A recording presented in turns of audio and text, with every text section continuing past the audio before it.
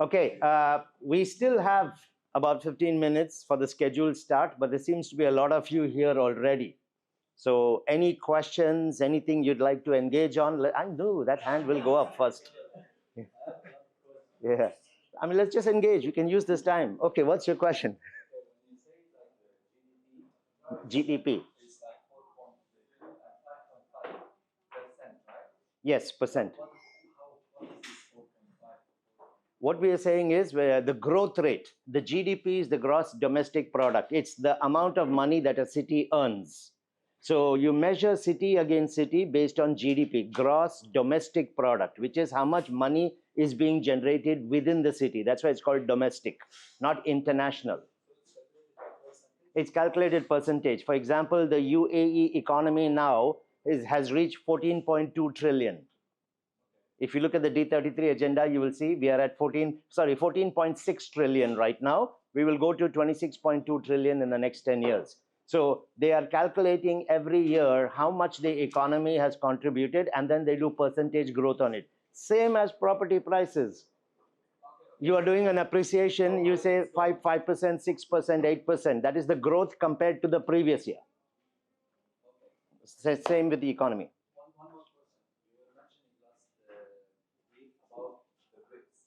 BRICS, yeah.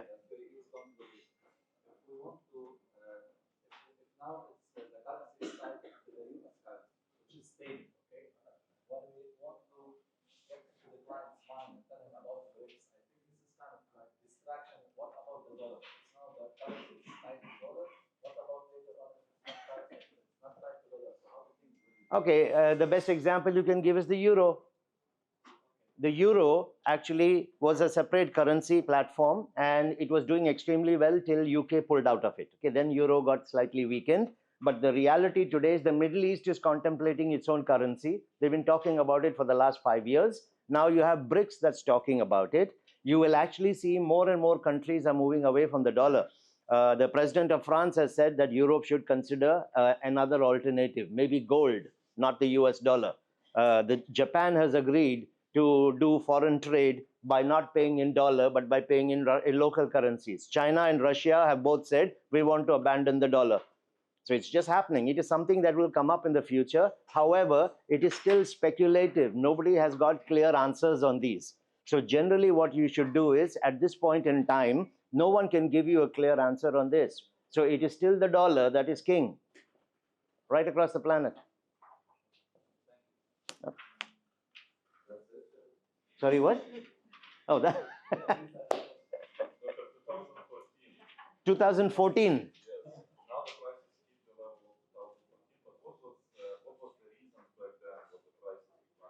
Okay, so the question is, we peaked in 2014. We had gone to 172 on the index points. And but what was the reason the prices fell after that? The reason is in 2014, we were following the traditional property cycle of Dubai. Actually, any property market. We know that all property markets work in cycles, correct? I've done this, I remember last time when I came, long ago, not last week. Every property market will go through 3 phases. There will be a launch phase, which will be anything between 2 years to 7 years, depending on the maturity of the market. The Dubai market is between 3 to 3.5 years. That's the first phase of the cycle. Then what will happen? The handovers will start taking place. When handovers start taking place, then there is a lot of competition that will enter the market. Why? Because the people who bought early are now able to sell their units even slightly below the selling price of the developers. So the initial investors actually compete against the developers, because I have now the opportunity to be able to sell my unit, because the developers are still doing promotions, they're doing road shows, they're doing events, high visibility. But that unit which I bought at 1.5 when it was launched, and when it is ready, 2.8, 2.9, the developer's putting it out there, I can put it at 2.7. The first correction in the market happens through the smart investor, not the distressed seller. They will come in and compete. And as a developer, I know the model and I encourage it. This is why I'm telling you, buy from me at launch, because as prices go up, I will be increasing prices, giving you as my investor an opportunity to compete against me. You have your 1 unit, I have my 200 units. So that is the reason why the smart investors understand and they come here, the opportunity investors. They come very early. You can still see it. That's why the launches are selling out. So they've got the opportunity to enjoy this benefit in terms of a price point right across the cycle. They will always be at the lowest point. There is no way they will ever lose money. Then what will happen? You will have the security investors who usually come when projects are 70 to 75% complete, because for them seeing is believing. They are watching the history of the market and they can see that people are making good money, but I am not the risk-taking investor, so I would wait. I would go and see. Once I know 70 to 75% is complete, I already know I'll pay more. I'll get a more aggressive payment plan, and I'm also going to have a lower rental return, a yield. However, I sleep well at night. I know that already. I am that kind of investor. I don't want to take the risk and go for the 30, 40%. I'm happy if I'll get 8 to 10% every year. So they will come here and buy. The first challenge for these guys is, so let's take an actual example, a launch at 1.5. This guy will come about 3 years into it, the security investors, and they will probably buy it at maybe 2.5 because it's close to handover. Usually 1 year after that, handovers will start happening. Then you will have the homeowners will also come and buy at this stage. So when the units are going to start getting handed over, you will now have the first price drop that will happen in the market is made by this guy. He is smart, because now when handover happens, let's say it has gone to 2.8. He's happy. In 1 year, he got a good return on what he bought. However, once the units are now handed over, this guy who bought at 1.5 will come into the market at say 2.6 or 2.7. Now he panics, because I bought it when market was going up. I can still see 1 year after buying, I got some good return. Now suddenly it is dropped by 100,000. It is dropped by 100,000 because these investors are now selling their homes, which they are receiving on handovers, and they can compete against the developer. He never loses, because on a 1.5 entry pricing, he's now selling at 2.6 or 2.7. He's making good money. But this person starts panicking. The 2.5 he paid went up to 2.8. Now it's dropped to 2.6. So he's keeping an eye on this point. The moment it hits 2.5, he comes in and says, let me lose 100,000. I want to sell my unit. That's when the distress selling will start. From here downwards, because these people were monkey see, monkey do, herd mentality. They started buying when they saw a lot of people buying when the properties were close to completion. Now, when a lot of people start selling, they will sell also. This is the traditional cycle in the market, that when you have a high amount of handovers coming in, developers will stop doing any launches because people are going to pick up the ready homes as well. Okay, many of them will shift into mortgage buying because they would not have the money to go on a plan. So they would go here. This is the normal property cycle anywhere on the planet. And in 2014, we had the same cycle, which meant that when prices started to peak, they peaked in 2015. 2014, we hit the highest points, and then we had the correction, and then it dropped. Now, the reason it dropped is it followed a traditional property cycle. The government of Dubai has changed the cycle. We don't have the traditional property cycle anymore. If you look across time, 20 years, 30-year period, property cycles are typically going like this. That's how they go. The new Dubai cycle, we are the first city on the planet who has broken this. If you're following Property Monitor trends, you will actually see this there. Now the Dubai cycle goes like this.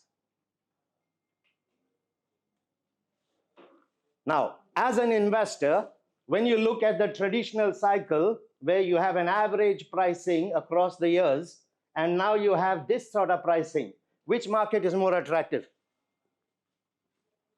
The one at the bottom, correct? But the question is, how does this happen? How is Dubai managing in a traditional cycle, how are they starting to do this? So that you start again.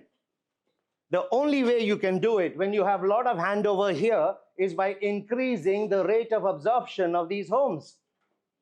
When the absorption rate is less, that's when the prices come down. That's when people have a bit of panic and they hold back. However, if you put strategies into the market that will allow absorption of homes very fast, prices will not have to come down the same way. You protect even the security guy. Plus, you can start your launches again very, very quickly because the units are being absorbed. So what is the difference in the Dubai of today, 2024 and 2014? In 2014, you didn't have a golden visa. So there was no additional incentive for someone in 2014 when a unit is ready to come and buy. Now, when we announced the golden visa, initially it was a 10 million investment, 5 million in property, 5 million in any other investment. Then we dropped it to 2 million in 2022. That was because the government already can see, and this was part of the strategy of the government, we know a lot of handovers are coming in 2023 and then for the next 5 years. How do I attract people to come in?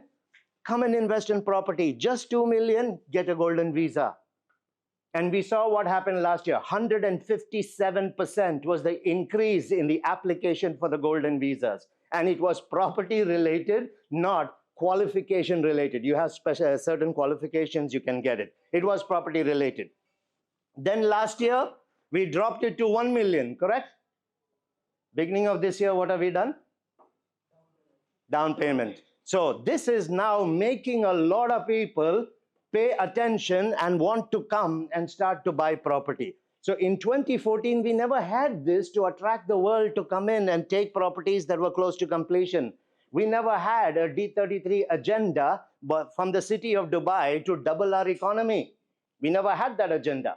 We never had the casinos that were starting to come in, which is attracting a very different kind of investor in the market. We also never had the second most stable economy on the planet, which is what we have today. The US News and Global reports, Dubai, UAE is the second most stable economy. Switzerland is number one. We never had that. We never had done an Expo 2020. We did not have the District 2020. We never had the Dubai Urban Master Plan 2040. The vision of Dubai Urban Master Plan 2040 is for Dubai to become number one in the world. It was launched on the 19th of February, 2021. So when that plan got launched, Sheikh Mohammed gave the city 20 years to become number one. In 23, we were already number 3 on the planet. We are now number 3 on the planet. The Economist survey, top 10 power cities in the world. The Economist survey came out in August of last year. We are number 3. Miami is number 1. Singapore is number 2. So none of this wasn't the Dubai of those years.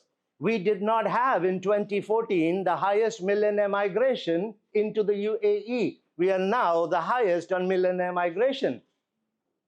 So everything has changed about this city. So as a result, the world is looking at Dubai. You have 2.5 million people coming now. We never had that plan to attract so many people in the last 10 years. And this is the reason why there is a shortage on affordable housing as well as luxury housing. If you're following the news last week and the week before that, it's all out there. 2024, the prediction is that the number 1 city in the world for $5 million and $10 million homes is Dubai. That's the projection. Go to Savills, Middle East. There is a global wealth index for the top 30 cities in the world, and you will find this information. This year, Dubai will clock the highest increase. Sydney will do the second. To this one. Yeah. If I'm good line and you showed me the first one, and you showed me the second one. Yeah. Dubai is the second. Correct. Personally, I would tell you I have more trust on the first one because it has more visibility and it is more stable. Okay. I can forecast and predict that, okay, if it's going to drop, it's going to drop slightly. Correct. But with the second one that is ascending, I do not know the drop. The drop can be too big that I might be Okay, what would be your answer? very easy to answer that. Okay, I will draw something else. Can I wipe this out? But just keep this image. I'll put this image small on the side here. Now, the first thing is serious investors who understand the model are not stopping, are they? All the new launches now, is there hesitation to sell out? So the real investors are understanding opportunity differently. The traditional investors are looking at it historically.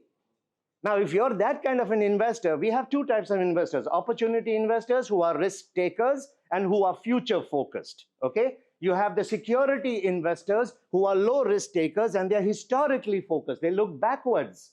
So your job is to find out with your investor, are you opportunity based or are you security based? Then you should know what you will offer the person. Okay. So now let me show you how you should explain this.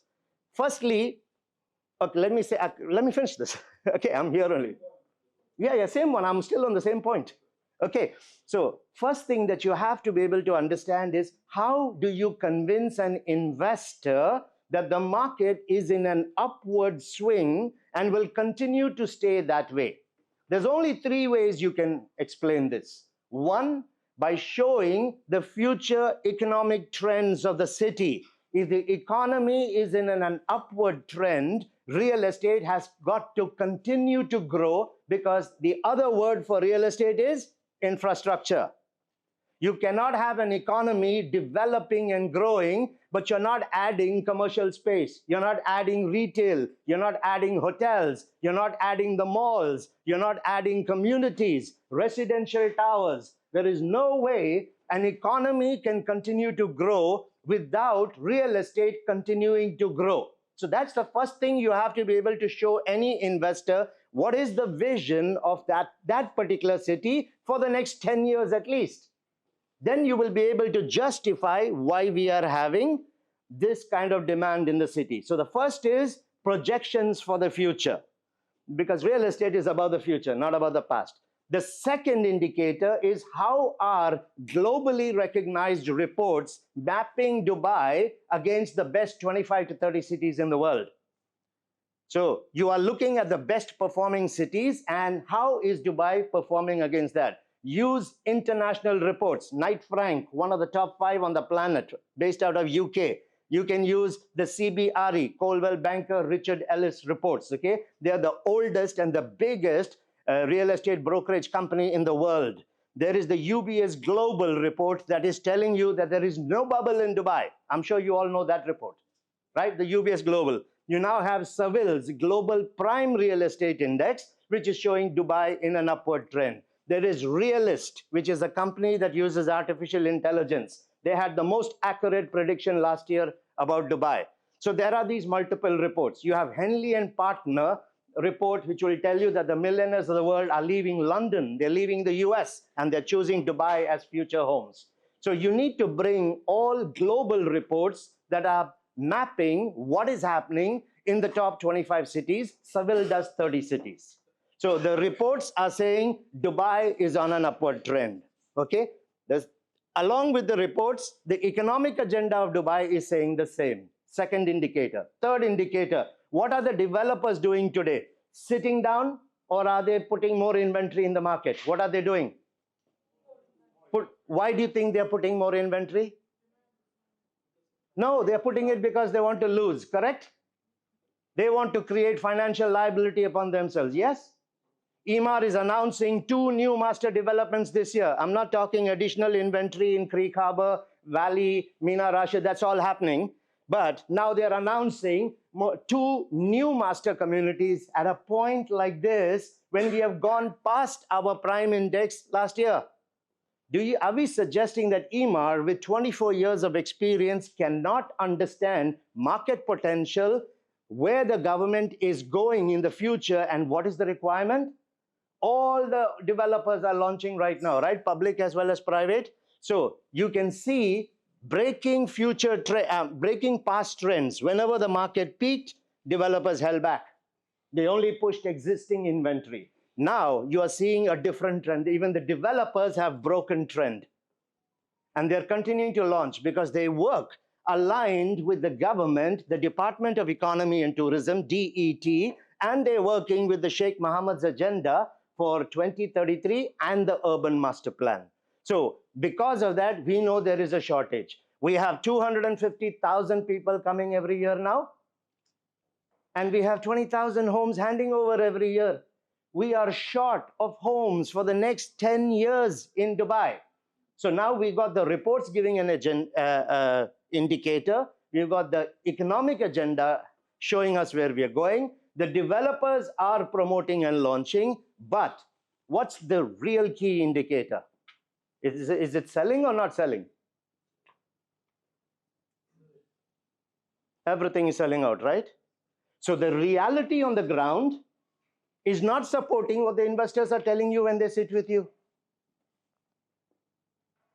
2014, we peaked for off-plan in September last year, for secondary in November last year, but it's not going down. It is going to go up, because you cannot compare the Dubai of today to the Dubai of 2014. This is the mistake people make. They have a historical comparison. We are not a city of the past, we are a city of the future. We have one of the fastest growing GDPs on the planet today. Only India and China are ahead of us. So when you have such an economy, it has to go up. Now, what is the reason we are fearing that there will be this big crash? Okay, you need to understand how the bubble operates.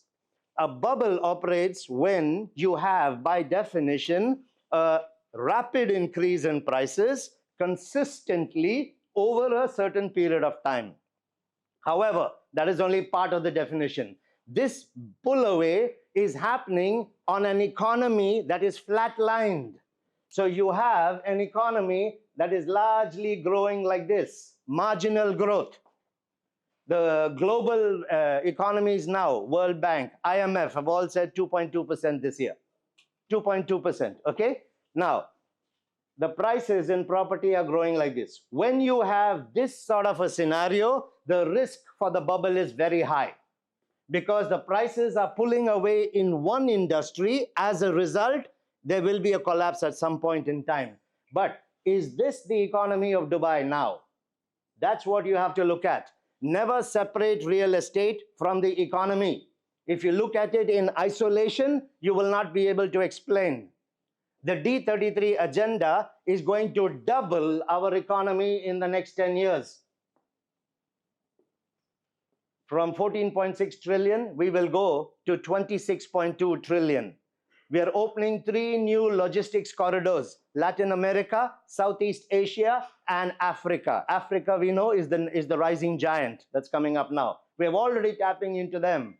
We are adding 400 more cities into our trade maps in the next 10 years. We are doubling the foreign direct investment to 650 billion dirhams in the next 10 years. So your economy is doubling in 10 years.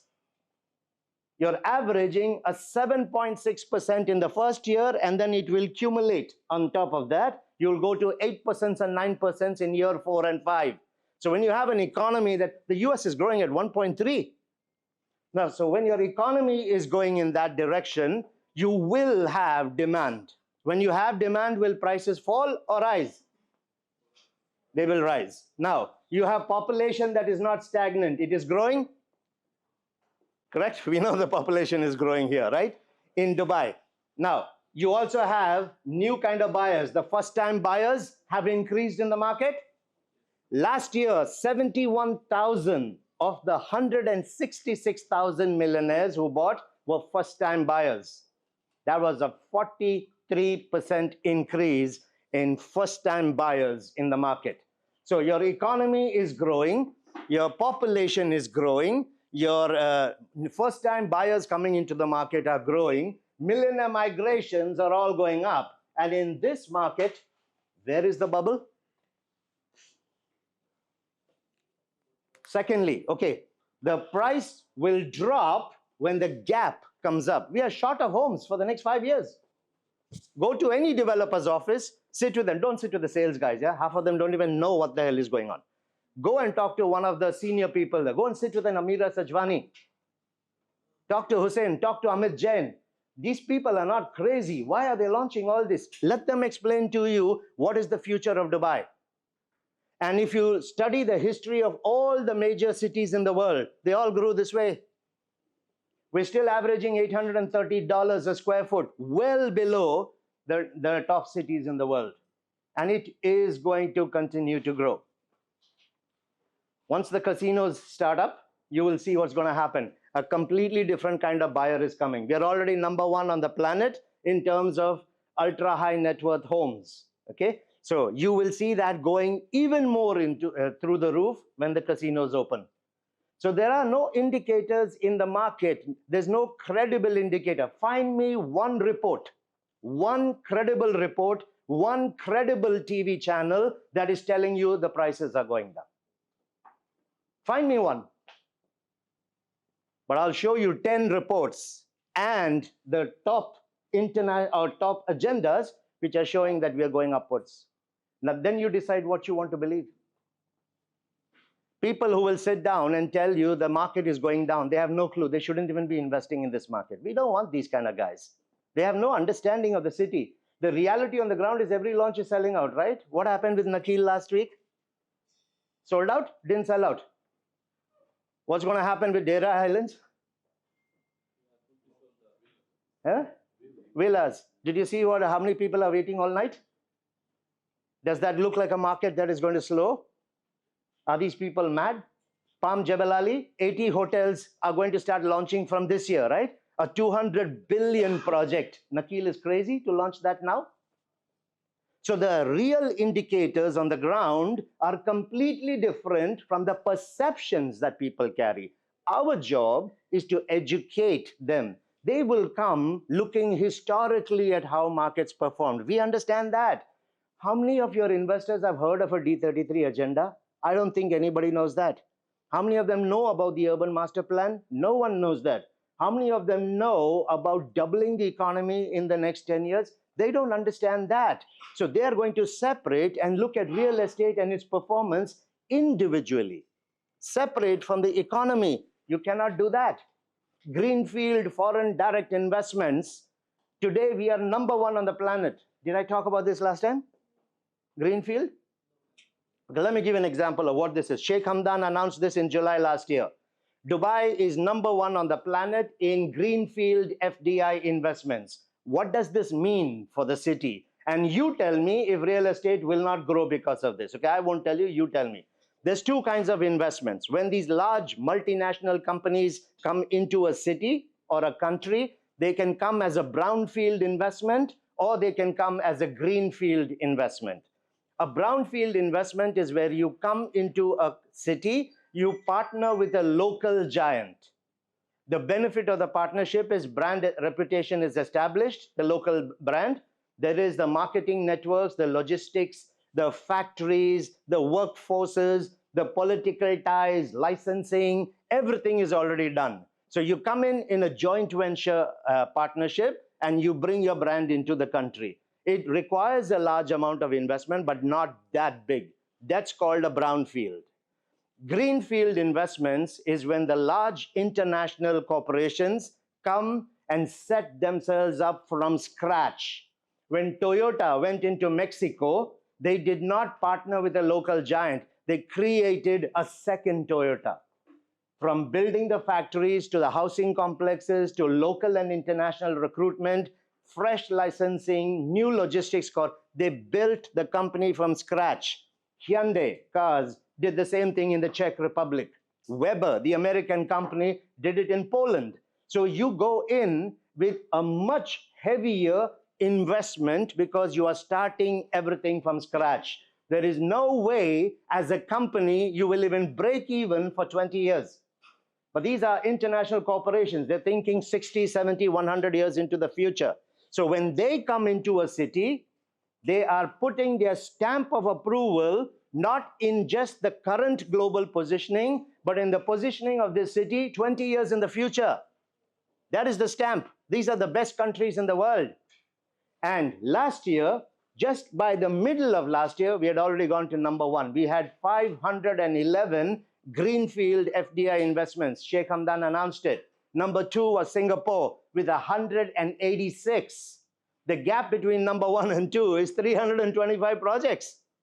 For every one greenfield major investment in Singapore last year, 4 happened in Dubai. 4. That's 511 of the best companies on the planet bringing in billions and billions of dollars over a 20-year period for Dubai. Now, if those people can't convince you, if the international reports cannot convince you, if the sellouts cannot convince you, if the economic agendas of the city cannot convince you, keep your money in the bank, get 2% every year, lose 3.5% on inflation, and then don't cry when the value of your currency has dropped. Because that's the kind of guy you are. You don't understand the city because this is one of the best cities on the planet with an aggressive agenda going forward. Right from the beginning, when Sheikh Mohammed ascended the throne 23 years ago, he clearly broke away from all traditional patterns. He broke away, not just from the Middle East, from the whole planet. Nobody respected him enough. Nobody paid attention to him. This is 25 years ago. Today, the whole world is sweating because of Dubai. The richest people on the planet are leaving their countries and they're coming to Dubai. Because this man, as a visionary, broke away from the mold. And in every single thing that Dubai has done, we have demonstrated we have the ability. And it's only going faster from here. How many of you have been to the Frame in Karama? The Frame? Guys, come on, please. You need to go there. I know it's in Karama, but go there. Okay? It's a 50 dirham entry. At the beginning, you will see the history of Dubai. Now, the history is important not because we are selling history. The history is the demonstration and the proof that when we have a vision, we will achieve it. That's what you can use from there. Go up, do your song and dance show on the glass. But when you come down on the other side, there is a 3-minute video on the future of Dubai. There is no marketing material in Dubai that can match that 3-minute video. It's a circular screen. Stand for 3 minutes first. Watch it yourself. You need to understand the city that you are in because you cannot separate the city from real estate. Real estate is the infrastructure for the city. After that, take a video because they keep looping it. After 45 seconds, it will start again. That's what you show your clients. When I went and saw that around 5 years ago, when the Frame just opened, they showed Sheikh Zayed Road with flying taxis. 5 years ago, those of you who have gone to the Frame will know what I'm talking about. Flying taxis, what you used to see in the Star Wars and all the science fiction movies, what the best cities in the world have not yet been able to introduce, 2026, they're in Dubai. But this was already part of the future vision of Dubai. 5 years ago, it was already out there, so people can come to Dubai and see that. And imagine if you don't do it, you have the world laughing at you, right? Now we are laughing in Dubai, no one else. Understand your city. Understand the vision of the city, and then people will be able to understand how real estate is performing in this city. We have broken the traditional mold through this mold. That's gone. We are now increasing absorption here. We have shortage of homes. There is no market on the planet. When handovers have started, they have shortage. Market shifts to being a buyer market. We are having handovers. 100,000 units will hand over in 5 years, including last year, right? In 100,000 units handover market for the next 4 years, we are short of homes for luxury as well as the affordable housing category for the next 5 years. That is why we are launching now. All these launches now will start handing over in 28, 29, and 30 to take care of the shortage then.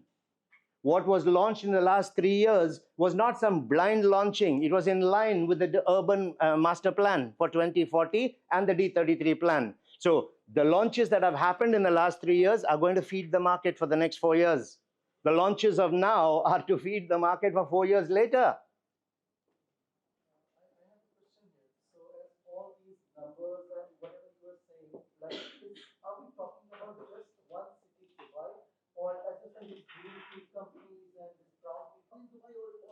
All Dubai. Absolutely. This is all Dubai. Again, if you look at the history of development, whenever one particular city starts to boom and grow, the neighbors will also benefit. Go back to real estate when it started in Dubai. from the year 2000 to 2006, when you had that upward boom, who benefited the most? Sharjah. Between Dubai and Abu Dhabi, anyone was here in Dubai in those days, 2006, 2003, 2004? You actually left the edge of Dubai at Al Mula Plaza, and you actually drove through desert. You had sand on two sides, and then you reached Sharjah. Where is the desert today? Gone. It has all gone into the Al Nada area, which is coming, and Sharjah has developed that. They benefited from Dubai. The government of Abu Dhabi woke up 10 years later, and now they have got an aggressive vision. Now Ras Al Khaimah is also doing well, and they're booming, and good for them. So the whole area is starting to go up. Saudi Arabia has entered the game. So the whole region is going up. The region is becoming one of the most preferred investment destinations on the planet. How is it possible when the region is becoming so big that real estate will not grow? Do we expect it to become expensive? Yes, of course. It has to become expensive. We are competing against the best cities on the planet. The costs of running your city are going to go sky high. They have to go sky high. Look at the best cities on the planet. Look at New York, Paris, look at Tokyo, look at Hong Kong, Shanghai, any of these places. Look at Mumbai. They're all expensive because of the cost of infrastructure. Now, if we don't want to have a share and contribute to that cost, go home. There's no gun to your head. You don't have to be in Dubai. When the city is growing, everybody is expected to be part of it. You want a world-class city. You want to live with the best comfortable lifestyle, but you don't want to pay for that. It's like getting onto a plane and saying, "Boss, can I sit in first class, but I'll pay you economy." Go home. You should be the ambassadors for the city. You should be able to show why this city is going. The millionaires and the billionaires of the world, why are they choosing Dubai? Even Abu Dhabi, the richest man in Egypt is now coming to Abu Dhabi. Why? Remember, these are the people who have the money. They can walk into any country and they can buy their citizenships or residences for lifetime linked to property. They can do it any point of time, and they're taking their families and they are going to start their companies in that particular city. That's why they're moving. Why did they choose Dubai? Why are they not choosing London, New York, Tokyo, Shanghai, Mumbai? Why? They have the money. They can go in there. There's no restriction on these people. Why are they coming here? Because even for business setup, we have one of the friendliest business setups on the planet. We're number one in the region. 3 days ago, Sheikh Mohammed has actually cancelled out 2,000 more government procedures. Anybody saw that? It's all over the papers. What is he doing? He's creating everything to attract more and more people to come in here. That is the why the property cycle has changed. We will go this way. It's only natural. We will go, and we will reach a point where we will catch up with the existing cities on price. We will reach it. 10 years in the future, 15 years, we're not sure when. It will happen. We cannot kid ourselves that it will not happen. That is going to happen. However, when it gets to that, if you look at the technology of our city even today, the quality of life that you have today, we're already beating the best cities on the planet. So once we compete and catch up on price with those cities, we will be a city that will be light years ahead of the lifestyles in those cities. It will justify the price. Even now, we are competing against the best and we are way below them. We will catch up on the price, but the city will not be stagnant. It is going to become the number one city on the planet. We will give the best. We will justify the price. Know your numbers, understand your city, and then connect it to real estate. There is no way you will not be able to justify why we are doing so well in the market. That's a very serious room. Last question. I have to get into content. So, like millionaires, they invest all over the world. Yes. And they have a lot of cities to put their money at. Of course. Right? So what would be competing with the Dubai investment in other cities? What would be competing? Yeah. Okay. There. Listen, take the responsibility for learning yourself. It's not me. Okay. First thing is, you do not compete based on the services in cities. You compete on returns. If I'm an investor, I'll put my money in a hut in the desert if it gives me more returns.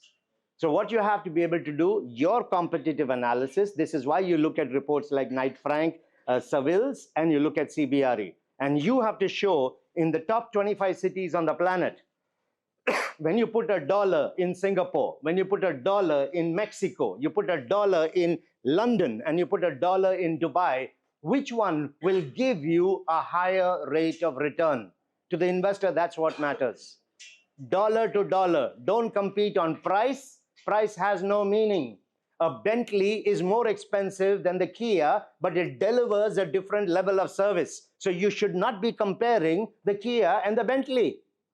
So if people are going to look at a city and then they compare your city and say the price is high, I'm sorry, you are not comparing to cities. Compare Dubai to another Dubai. So for an investor, move away from these. Dollar to dollar. If I put $1 in Moscow today, how much will I get? If I put it in Tokyo, how much will I get? If I put it in Dubai, how much I will get? That's what the investor needs.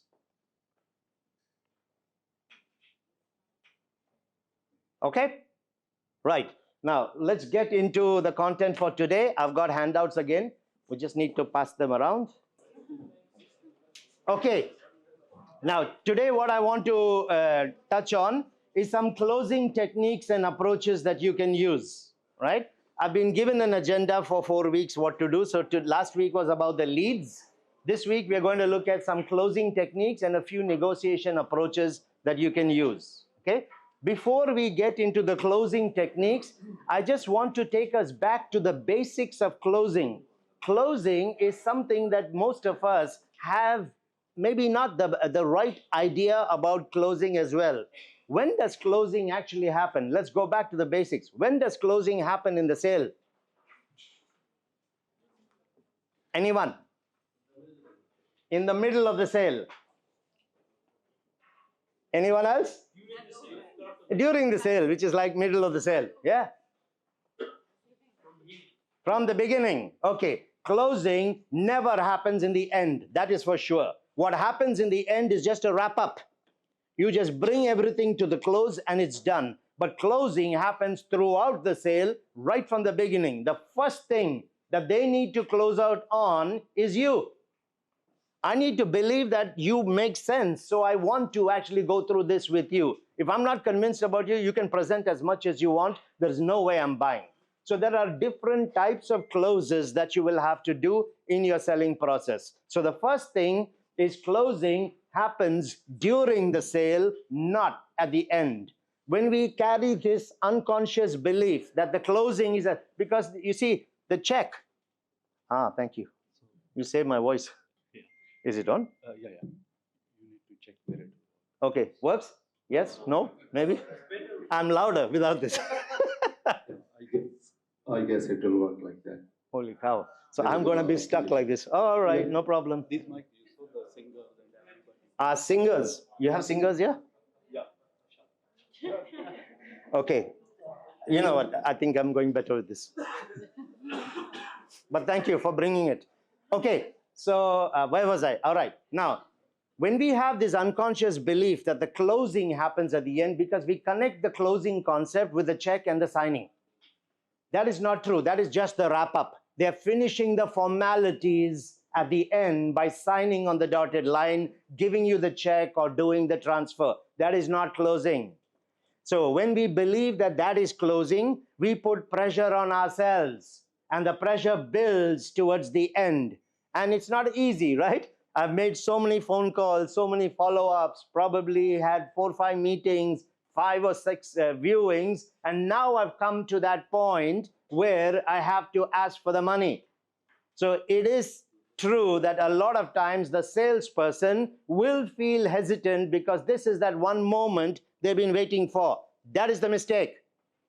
When you have set your selling to end like that, you will have pressure. You need to do multiple closes at different parts in the process. It becomes easier to get the final yes. How do you eat an elephant? One bit at a time, right? If I bring this whole big elephant and put it on a plate in front of you and I ask you to eat it, you will not even start because it's just too big. But if I make it into smaller pieces, a nice grilled elephant steak with some sauces and vegetables, and I give it to you one steak at a time, you will eat the whole elephant. It's the same because it's manageable. So as you're going through the process, you have to be building small closes and getting confirmations with the client. That's easier to manage because in that small bit of information that you've provided, you can take care of any concerns, get him to agree, this makes sense. Then you move to the next part. You do multiple closures so that the person in their mind is getting convinced along the way. And the reality is, clients are unconsciously expecting you to do the close. Remember, they are under pressure as well. If they are first-time buyers, they are definitely expecting you to help them. They will never say it to you because then they are exposing who they are. What they're actually telling you is, listen, I have never bought a home before. Or listen, I've heard stories in the market. I don't have that kind of money to keep messing up in my investments. But you are working with a lot of investors like me every single day. This is what you do. You sell homes. Help me with making the right decision. They will never say this to you, but that is the intent. If I go to buy a car and I'm not familiar with that car, I am relying on that salesperson who has the information to tell me why this car makes sense for me. But in 73% of sales closings, the meetings are ending without asking for the close. We are waiting for the client to say, okay, what happens next? You never allow for those uncomfortable silences to come in the process. Why? When you allow silence to enter into the sales process, your client is thinking how to get out of the deal rather than how to go ahead with it. Don't give them that opportunity. You don't rush your client, but you have to move things along. Now think logically. If you believe in the value of what you're selling, you actually believe it is good. You bring the client to the table, you do the correct qualifying, you summarize the qualifying and you pitch the qualifying summary back. Mr. Investor, from what you told me, you are interested in 1, 2, 3, 4, 5, and for that you're willing to invest up to 12 million and you could make the decision in the next 2 weeks. Is that correct? They will tell you yes, because you just qualified and you're repeating their answers to them. How can they say no? So at every stage, you will have to do this. Now, if you show them exactly what they were looking for, 1, 2, 3, 4, 5, and if you show it to them in 12 million, what is the reason for you to hesitate for asking, how do you want to make the down payment? You believe in yourself, you believe in the product, you confirmed with the client that's what he's looking for, you presented it to him, you got his confirmation that this is a good investment. Why would you not ask for it? So it is up to you because they are actually expecting that you will close them out. Okay. Third thing, yeah, I mentioned this already. 73% of all sales meetings. Now, you know what's the real danger here? Two dangers. The first danger is the client doesn't have to tell you that he's already working with other brokers. Agree? Disagree? I don't need to tell you, it's my money, right? Now, what happens if I go and see another option and that broker does the right job and asks me, let's just finish this, shall we? Now, I have one broker who didn't even ask me for the opportunity, and I have one who asked it. I'll probably go with that person.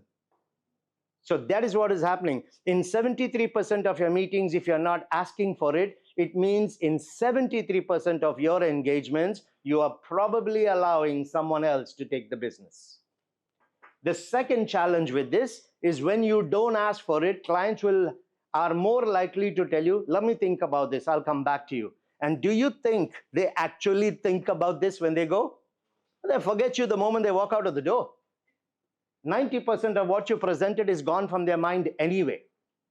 And we sit here in our head carrying this baggage, thinking those guys out there are waking up in the morning and thinking about real estate masters. What did they present to me? You're out of their head. That's your challenge. And that's the reason why, if you've allowed them to go after presenting a solution, to get them to come back is harder. When you haven't really presented solutions, created the interest, they're at least willing to come. Now I came, I saw what you gave me, maybe not too exciting. Now it's very hard to get this guy to come back. So you have to ask for the close. Okay, 73% actually don't do that. Now, 3 to 5 attempts are required before the close will actually happen. 3 to 5 attempts will happen, okay? And I've added one more point on there, which is every time you have presented your solution, immediately offer a close. Every time you have answered an objection or a strong question, immediately offer the close. So an example, so I'll just say Ahmed, my usual guy I use. I'll say, Ahmed, from what you told me, the 2 best opportunities for you are 1 and 2. Let me take you through them. Present option 1, present option 2, end with a closing question. So Ahmed, which one would you like to go for? Don't just present and keep quiet. Finish the presentation and say, so Ahmed, which one would you like to go for? That is a closing question. Closes are not meant to be complicated. Simple. That's all you got to do. And I'll give you a few techniques today on how you can use it, okay? It's a very simple thing. Or let's say there's an objection that the client raised. You've answered the objection, always check satisfaction with the client. So Ahmed, does that answer your question satisfactorily? If he says, well, yeah, that answered my question. Well, in that case, why don't we just finish the paperwork on this so we can discuss what happens next, shall we? That's a close. Just ask it. He told you, yes, okay, you've answered my question, great. In that case, how would you like to make the down payment? Another example of a close. It's as simple as that, okay? Don't look for complicated techniques. You need to keep it simple. Okay, so always, after you do a pitch or a presentation, ask a closing question. And always, after answering a question, check satisfaction with the client. And if you can sense, their tone of voice will tell you, yeah, that made sense. Perfect. How would you like to go ahead on this? Just go with your closing question, okay? Just some basics on closing. Now let's get into some closing approaches that you can use. I'll take you from the simple to the slightly complex ones, but there are some complex ones which are very, very strong, which you can use. So we'll start with the direct close.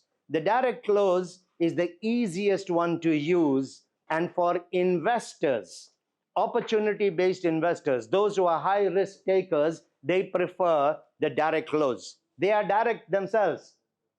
You know, when they ask you questions, they will not go indirectly. They will come straight at you and they'll ask you a question. If they don't like something, they will tell you straight away, no, I don't like this, show me something else. There are people who prefer direct. 70% of your investors fall in this group. So the direct close is a simple question. But the question is asked on the confidence that you know what you're doing, the product you've offered is actually good, the client has confirmed to you, yes, this is making sense. On that confidence, you will use the direct close, okay? So, very simple example. So, Ahmed, which option would you be going for? It's as simple as that, okay? Which one would you go for?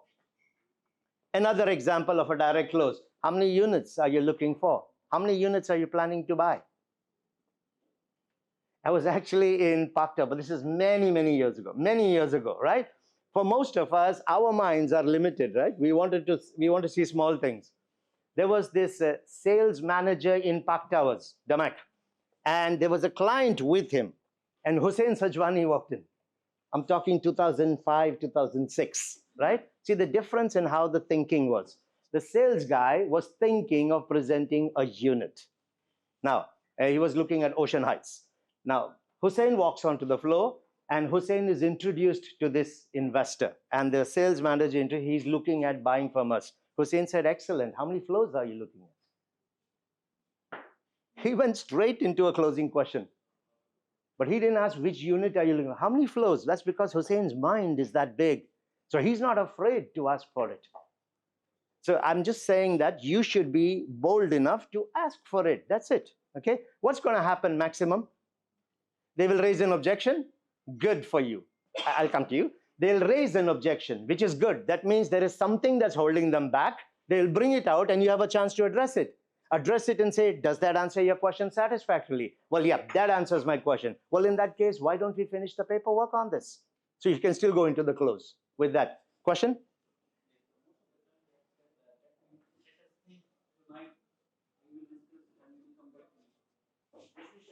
Absolutely. Every time a client says, let me think about it, and if you actually look as you go through the pages, we are dealing with let me think about it. Okay? Let me think about it will happen for mainly two reasons. Mainly two reasons. One, they've decided not to go for it, but you've been nice with them, and I don't want to say no to your face, so I'm going to escape.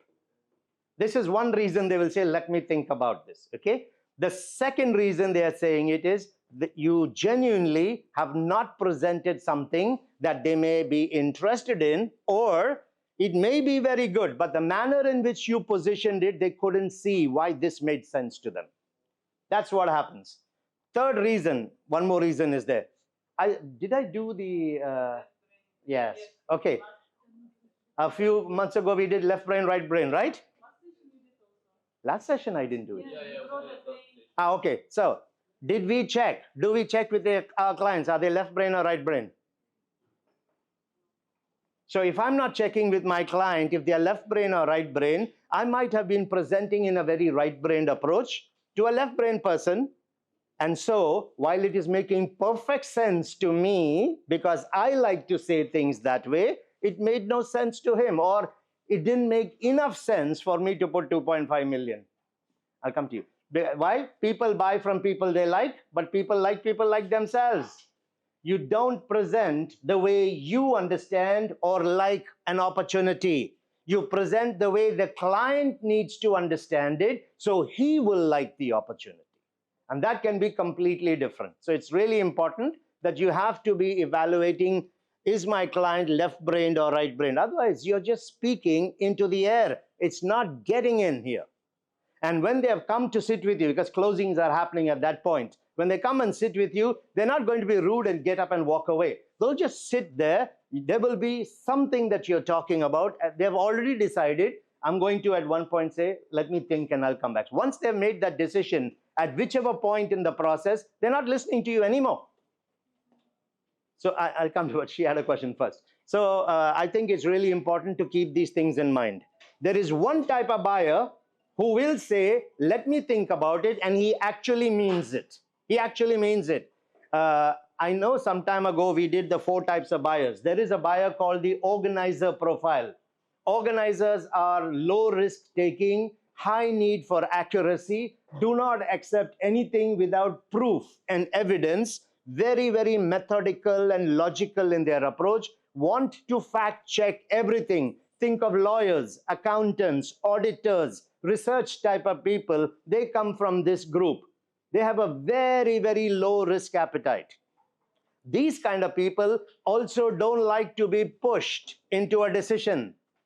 So when they are sitting in the meeting and the information that you're providing is not backed by facts, sources of the information are not there to support what you're saying, you're not using a logical, sequential, structured way of presenting to them, there will be lots of gaps in the whole presentation. In your head, you like it because you did 200 presentations on it. He's seeing it for the first time. This kind of guy will never make a decision. He will tell you, I'll come back to you. But if you're identifying your left and right brain, your front and back brain, you will know the organizer. The organizer can never be pushed. Even if he goes away from you and someone else tries to push him, he will never say yes, because he does not like to be pushed. The more you push them, the more stubborn they will get. So when others are pushing, they will remember you did not push. They will be more comfortable coming back to you. But you have to first identify which one of those it is. But I'll still give you the let me think about it techniques, okay, today. One more question was there. Might have to do a session on that, I feel, because it's too much to give you straight up there. There's a lot in that usually. But I'll talk with Khaldun and with Aigul and all that. One more question, and then I go on. Wait. Huh? Yeah, but no, not enough. Come on. That's exaggeration, yeah? Sorry, what? Okay. Yes.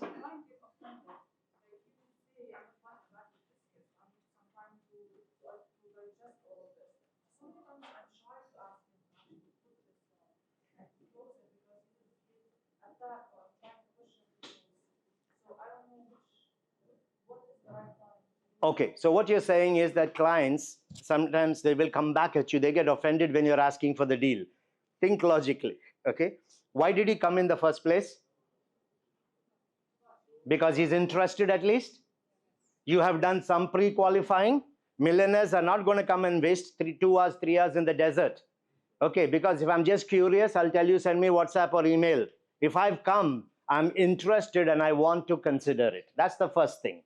Second thing, if you build the right rapport with them, then they are at least willing to discuss with you. They're not afraid to discuss. Thirdly, I have to do multiple checks during my process to see, are they with me? Is this type of a community actually making sense to them? If I'm not doing all those checks in between, I don't know if they're with me or not. So if I'm presenting Emaar Beachfront and I can sense the client is not very excited about it, don't continue the process. Deal with what issue he's got on Emaar Beachfront right there. So get people along with you as you go through the process. And if they are with you and you go through the process, they are more open to making a decision. You have to help people to make the decision. You don't push people, you pull people. Last week I was in an agency and this sales guy kept saying, but some clients are so hard, no matter what you tell them, no matter how much you present, they will not make a decision. Then he said something. He said, I guess you can take a horse to the water, but you can't make the horse drink. I had to tell him, my friend, your job is not to make the horse drink. Your job is to make the horse thirsty. Make the horse thirsty, take him to the water. You don't have to make him drink. He will drink. Get him thirsty. So your selling approach is meant to do that. If you can get the client thirsty, they will drink. Last question. Yes. Sometimes clients pulls away during the whole course of the deal closure. Would there be a chance, let's say, to recover from such? Of course, there is. Now, if you can already sense that the client is pulling away, be direct about it. I will take the name of the client. I would say, Ahmed, what are your thoughts about what we have discussed so far? Get him to open up. Also, Ahmed, how do you feel about this opportunity? Ask straight away. He will come up with certain things. I'm not very convinced about it. Or I think this community will have a lot of traffic close. He'll come out with whatever it is. So deal with it there.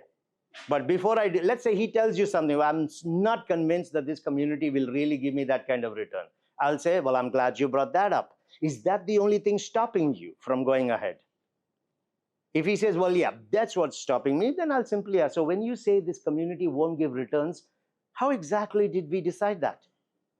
Deal with it. So if you can sense the client is pulling away, don't continue. There is no sense in continuing. You're dragging a dead dog through the process. I mean, stop right there, breathe life back into that animal, and then move to the next part. That's the way to do it, okay? Right, let's move on, and I'll take questions maybe later, because otherwise we will never finish this. Then Igul is going to have a problem with me. Okay, I'm here in the break. Come up to me and talk to me. Okay, so now, another example. So how would you like to make the down payment? It is a closing question. So simple, straight, keep them simple, okay? Another example is this. So under what name will we be making this contract? Just don't assume. The guy's been talking to you, says, hi, I'm John. Finally, when he comes, his passport will have a completely, just ask. So under what? Any one of these things you could use, they're indicators of a close, okay? Let's look at another one. Let's complete the paperwork on this so we can discuss next steps, shall we? If they say, well, okay, that's your close. Or they'll say, no, I have a couple of concerns. I would say, I understand. May I ask, what are they? Deal with it and go back into the close. Okay? Direct closes. These are done when you are confident about the product. The client is a very direct person with you. Use a direct close. It's the best one that you can use. Okay? Then you have alternative closes. The alternatives is where you give a choice to the client, and typically human nature is such, when you give choices, people tend to choose one. They will take the one which they see is of lesser risk or which is of better advantage. Either one of these two they'll do, pain and pleasure, right? Simply do that. So all I would do is say, Ahmed, which unit would you like to go for? Would you prefer option A or would you prefer option B? So which community would you be going for? Would you be preferring Damac Lagoons or would you be looking at whatever you may have as a second option? Okay, just give the options, 2 options, and they'll do it. What happened here? Okay, so which one have you decided on now? Are we going for the villa or will you be looking at the townhouse? Just option, simply 2 options. Try this even at home with your partners.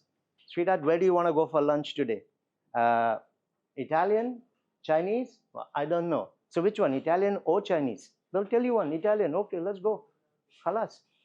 Okay, it just works all the time, even with kids. Just ask them, so which one do you want? Do you want this or this? They'll take one. You just have to ask them that. Another example, so how do you want to make the down payment? Would it be check or would you be using a card? Would you prefer wiring in the money or do you want to do it on your card? Just ask. They will choose one option. Okay, because the attention is shifted from the closing to choosing from an option here. Simple, these are very simple. On the phone call, you're talking to clients. So would you prefer morning meetings or would you like to meet in the afternoon? Do you prefer during the weekends or would you like to come during the week? They're business people, they're busy people. Just ask, do you like a breakfast meeting or would you like to discuss this over lunch? That's your, this is the close for on the phone or closing to get meetings with people, okay? Now, let's look at a third one, which is called the affirmative close. This thing seems to be dying. Okay, now the affirmative close, there's a trick in this, okay? You are going to ask 2 or 3 questions where the client will say yes. So when he says yes to 3 questions, immediately go with the closing statement after that. It's harder for the person to say no after they have said yes to 3 questions. That's all you have to do, okay? Here is an example. It's there in your handouts with you, okay? So a question. So Ahmed, you've seen now how this investment actually reduces risk, haven't you? And if you are presented correctly, they will tell you, well, yeah, I've seen why this investment actually doesn't have risk. They'll give you the yes. The second question, and you can also see why this will actually give you a good rental yield. True? And if you have done your presentation correct, there will be yes, right? So now he said yes, but you're asking questions that takes him back to the actual benefits. You've seen how this investment reduces risk, haven't you? Yes. You can also see that good long-term rental yield will happen in this community. True? Yes. And then you can also say something else. So wouldn't you be interested in an opportunity like this? How can you say no? Only a donkey will say no at this point, right? So he will have to say, well, yeah, this kind of opportunity would make sense. Then you will go with your closing question and you'll use a positive nod with your head. So wouldn't now be the time to enjoy the benefit of such an investment? Or so wouldn't now be the time to get yourself such an opportunity? That's it. And pause. That is your close. The trick here, 2 or 3 questions that gets the client to say yes, yes, yes, then go with the close. Or you could simply say, in that case, let's just finish the paperwork on this, shall we?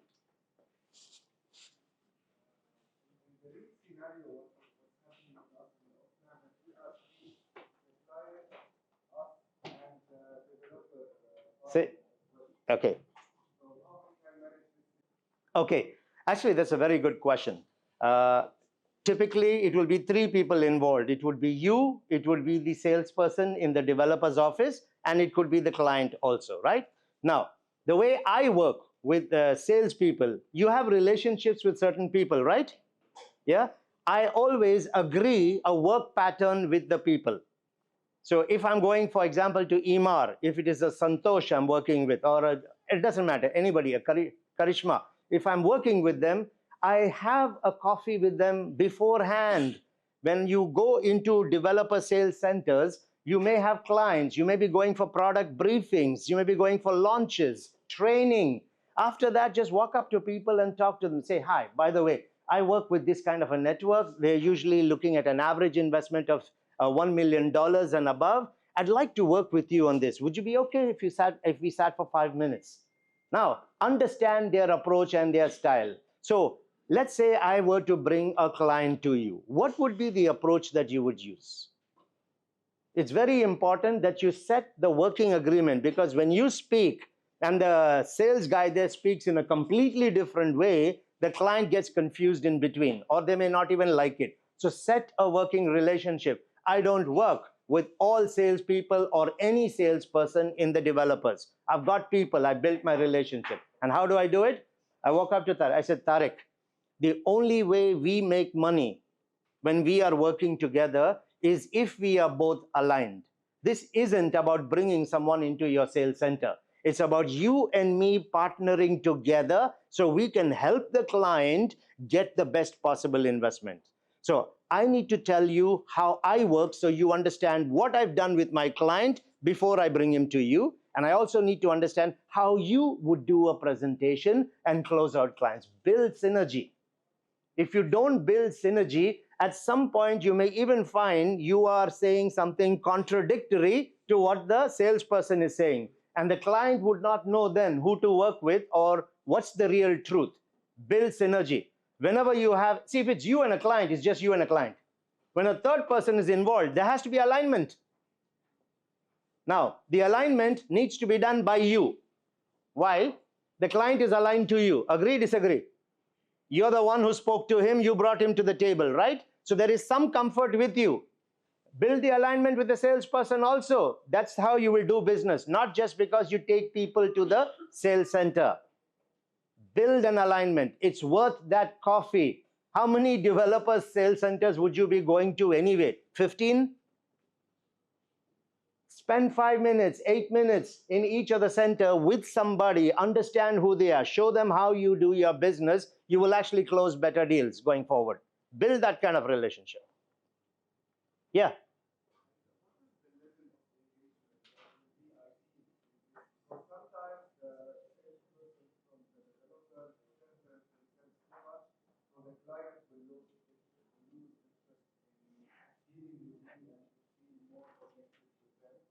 Okay, I'm going to give an answer here which you may not like.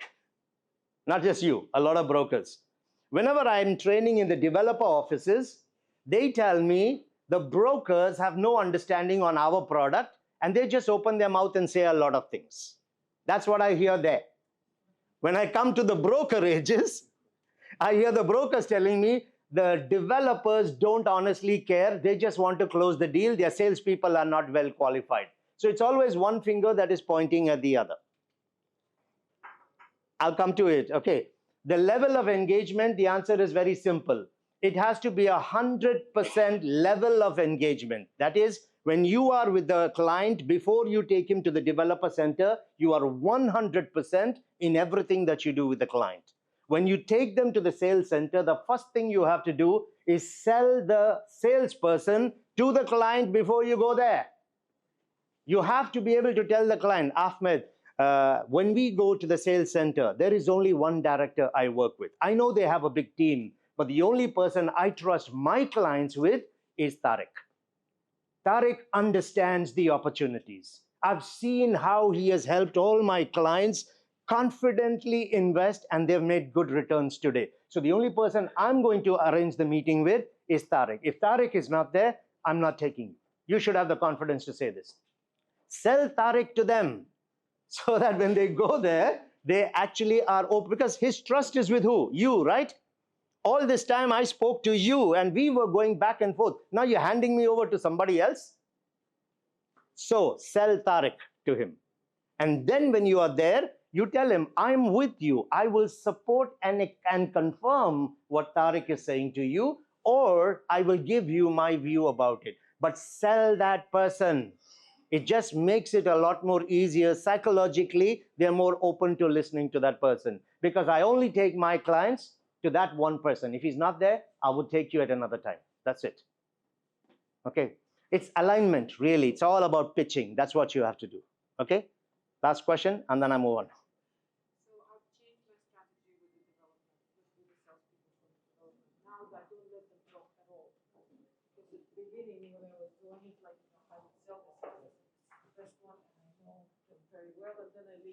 then I become the one to go and drink coffee, go find the room, and then I completely lose the. So now, am I right not to involve a salesperson until the last moment or until some technical? I've seen the difference in how the client now he's only looking at me and asking questions. He's not. So that person is really slightly out of. So you're using the wrong person. It's as simple as that. The mother knows the baby the best. Unless you have become an expert with a particular developer or in a particular community, the person who knows that community best should ideally be the salesperson there. Because when you are having clients, that's when you're working with the wrong person. If they're not, then you have to find a different person there.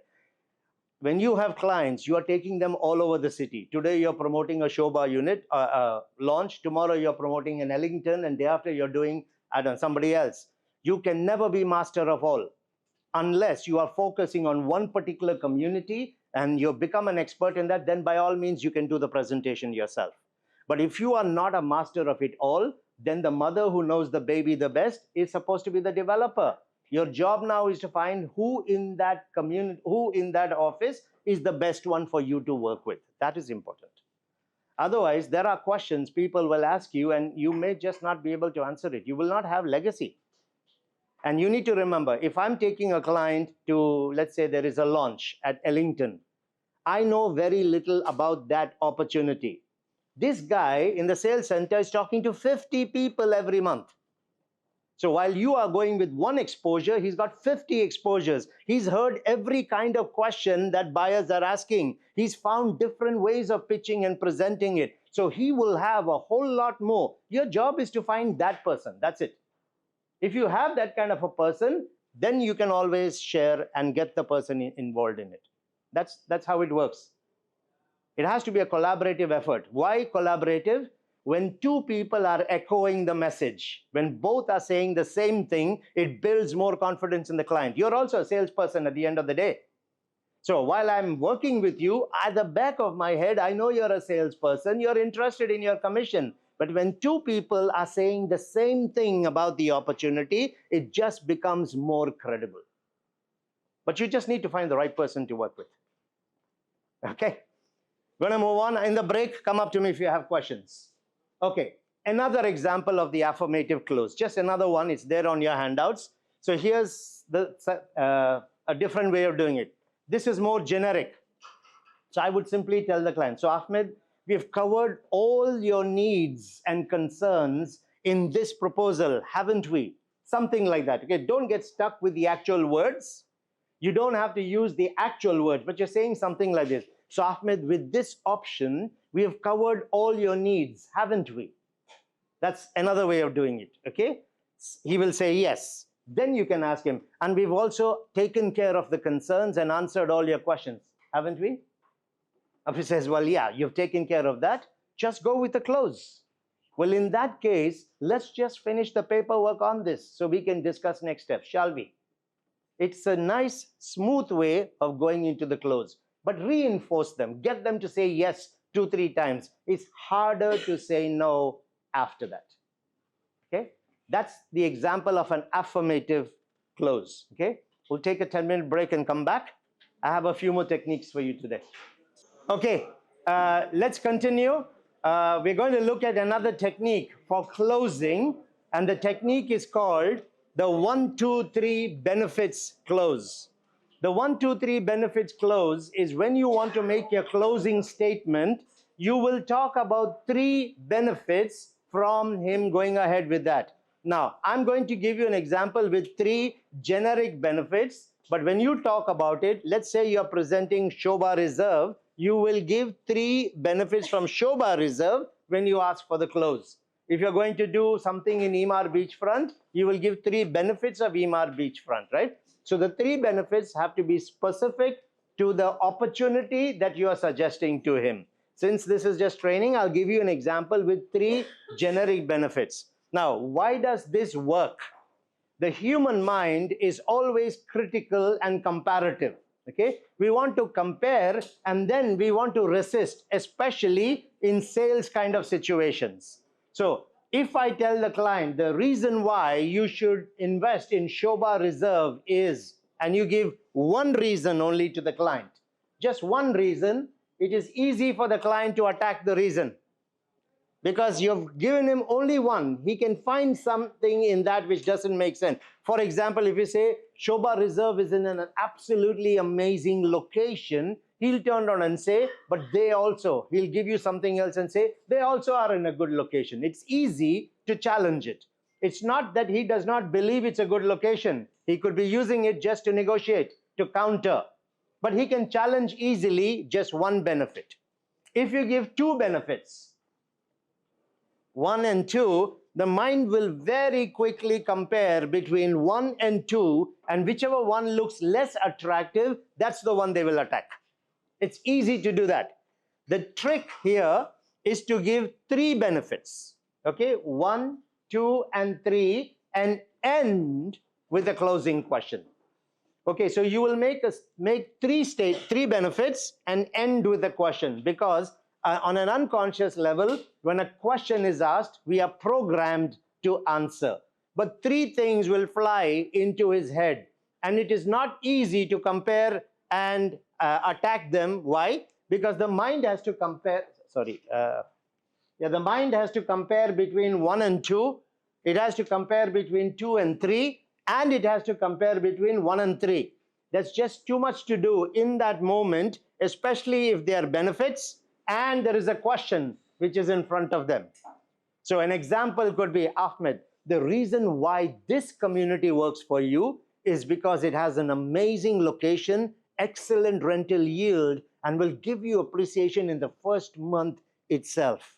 How would you like to go ahead on this? So they will not attack the 3. So I will just give 3 specific benefits and end with the closing question. Now the number 3, there is an unconscious acceptance of 3. Anything that is used in patterns of 3 are accepted better with clients. And this comes from when we were children. Go back to your days in school. When you were taught language, you were taught the words in a pattern of 3.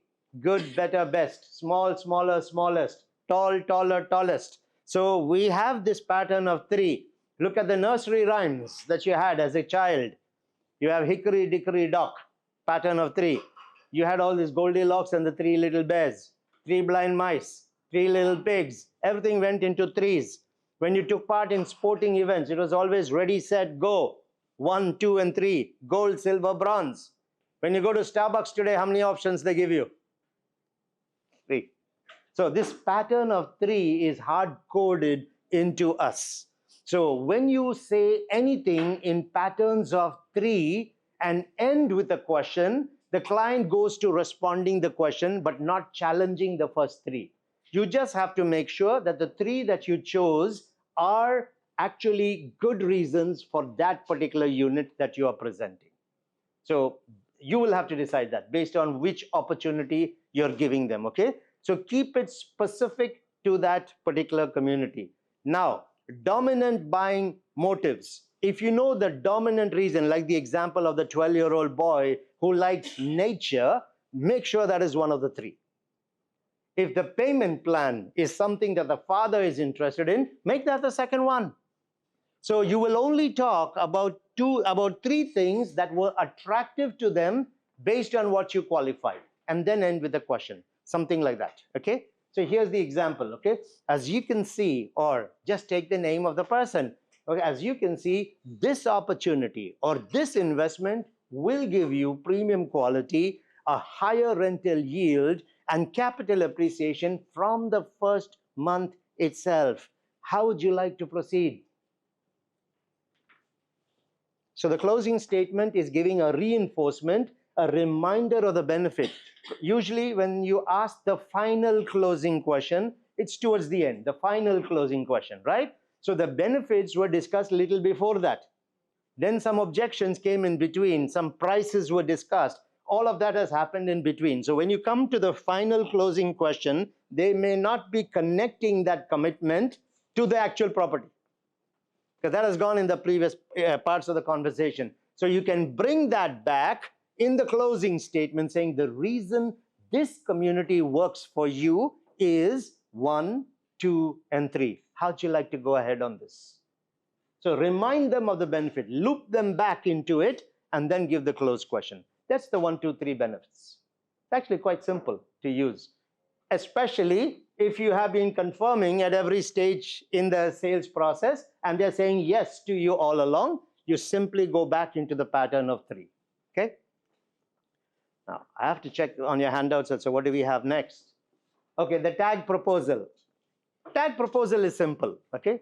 Make a statement, end with a question. Now, there are 2 ways you can use this. You can use positive tags and you can use negative tags. Okay? But in both cases, it is good for the close. In a positive tag, they will have to answer with yes. In a negative tag, they will have to answer with no. But that is good for the closure, right? Ahmed, you wouldn't want to pay more at a later date, do you? That's a tag, negative tag. You don't want to pay more at a later stage, do you? The tag is you make a statement and put a question. Only a donkey will say yes. They have to say no to this question, right? So Ahmed, you don't want to pay more at a later stage, do you? Well, no. You don't want to lose out on the premium location of the units, do you? Well, no, I don't want to lose. Well, in that case, why don't we just go ahead and finish? You'll come with your close. Okay? That's an example of where a no is good for the close. Let's look at positive tags first. And tell me if you can say no to these questions. Practically, okay? Don't be a donkey and just say no. If you ask a question like this to any investor, Ahmed, you want to maximize your profitability, don't you? Can you answer no to this? They have to tell you yes. Okay? Second, sorry, what's that? Okay, you want good long-term returns on your villa, don't you? Who's going to say no? So I'm reminding them of the benefit and I'm getting them to agree. It's called a tag because you make a statement and end it with a question. That's the link, the tag. Okay? Another example, particularly when you're doing launches or bringing clients early after the launch. This was, sorry, that's the next one. So higher rental yield is important, isn't it? So you just frame these questions in such a way that the client cannot say no to these. Early capital appreciation is important for profitability, isn't it? There's just no way a person can say no to these. So you just set them up, make good positive statements, end it with a question. So you're always in control and you'll get the yeses. And then you'll use your close on top of that. Any close. Well, in that case, which unit would you like to go for? That's a direct close. Or you'll say, so which unit would you prefer? Option A, option B. That's alternative close. Just come with any closing statement in there. Okay. Let's look at a negative tag. Okay. So in the negative, you don't want to pay more at a later stage, do you? Okay. Anybody who says, yes, I don't mind paying more at a later stage, you know he's just being difficult. This is not your serious guy. Okay. There's no way you can do it. Also, you don't want to lose out on this opportunity, do you? One more I'm giving you. Okay, fine. Location. I gave that extra. So these are examples of negative tags. So in this case, hearing no from the client is good for the closing that you will do. Okay? Right. What's next? Suggestive objection technique. Now, what I'm going to do for you, I will PDF this document and send it to you, send it out, because I know salespeople generally don't like to write a lot. Yeah. So instead of us spending the time on writing, I'll share with you the techniques. You can discuss it with me, ask questions on it, and I will send you screenshots, or you can simply even take it if you want with your phone, okay? And you can fill in your handouts later. Now, the suggestive objection technique is where the client doesn't throw it's a closing technique, by the way. It's a closing technique. The client is not saying yes, he's not saying no, he's just sitting there. We've already seen that you shouldn't allow silence to come in at these later stages in the meeting because the client is thinking of how to get out rather than continue. So I need to do something at this moment. If the client is not making a decision, there is some hesitation. There's a reason they're not taking it. Maybe they're just nervous. Maybe he's got something which he hasn't yet told you. He might have heard it somewhere else. So what I want to do is get him to keep talking. I don't want him to be there silent. So in the suggestive objection technique, Here's what you would do. You'll take the name of the client. Now, I'll give you the formula. There is a formula, you can write it down. Name, okay? Negative, you'll have to use the negative first, and I'll give you the example. Name, negative, positive. This is the formula, okay? First name, then you'll give a negative, then you'll give a positive, and then Questions, right? yeah, no, end is the question. Then there is an objection that will come in, and you will put the objection. Okay? So name, negative, positive, objection, which will come as a question mark, the objection, and then shut up. Please write shut up. It's part of the formula. Because you're salespeople, you don't know how to do that. Okay, the formula is not name, negative, positive. It is name, negative, positive, shut up. Okay, so here's what you do. And I'll tell you why. The only objection you will use is money. Money. So the client is not making any decision. He's just sitting there. You cannot allow this to continue. So I'll simply say, Ahmed, either this is not a good opportunity or it's an amazing opportunity. But something seems to be holding you back. Is it the money?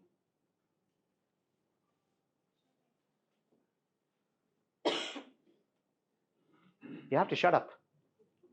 They have to say something, right?